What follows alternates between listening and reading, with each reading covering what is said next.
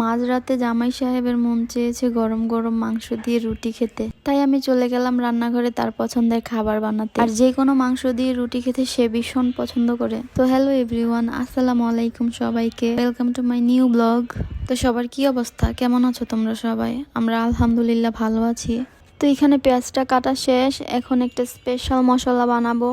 অবশ্য সে আমাকে হেল্প করে রাতে রান্না করার সময়। তো একটা বাটিতে হলুদের গুঁড়া, মরিচের গুঁড়া, ধনিয়া গুঁড়া, জিরা গুঁড়া, গরম মশলার গুঁড়া, বিট লবণ, আরো অনেক কিছু দিয়েছে সে। এগুলো সব পানি দিয়ে ভালো করে গোলাই নিতেছি। এতগুলো মশলা একসাথে গোলানোর পর এক পাশে রেখে আরেক পাশে কড়াইটা বসিয়ে তেল দিয়ে নিলাম। তারপর পেঁয়াজগুলো কড়াইতে দিয়ে দিব। আমরা জামাই বউ প্রায় মাঝে মাঝে রাতে একসাথে রান্না করি। মাঝে মাঝে বাসায় এসে সে এটা ওটা রান্না করতে চায়। আমার কাছে ব্যাপারটা বেশ ভালোই লাগে, আর দুজন মিলে রান্না করার মজাটাই আলাদা। তো যাই হোক, এখানে পেঁয়াজটা ভাজা হয়ে গেলে দিয়ে দিতেছি আদা রসুন। তারপর আদা রসুনটা কিছুক্ষণ ভাজা হয়ে গেলে দিয়ে দিব সেই গোলায় রাখা মশলাটা। এখন এখানে দিয়ে দিব আরেকটা স্পেশাল ব্লেন্ড করে রাখা মশলা।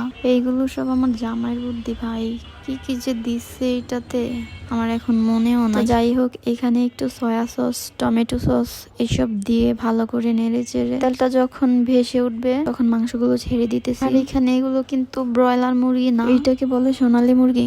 এই মুরগিগুলো খেতে ভালোই লাগে। যাই হোক, এখানে আমি মশলাটার সাথে মাংসগুলো ভালো করে মিশিয়ে নিতেছি। আর বাসায় ছিল নতুন আলু, ওকে মনে হয় লাল আলু বলে। আর আজকে রান্নায় এই লাল আলুগুলো দিব। সো অনেকক্ষণ ধরে কষানোর পর দিয়ে দিতেছি আলুগুলো হতে বেশিক্ষণ সময় লাগবে না, কারণ যেহেতু নতুন আলু, তাই একদম লাস্টের দিকে দিছি। তারপর মাংসের সাথে আলুগুলোকেও কিছুক্ষণ কষায় নিব। আর এখন দিয়ে দিব পরিমাণ মতো কিছুটা জাল করে রাখা গরুর দুধ।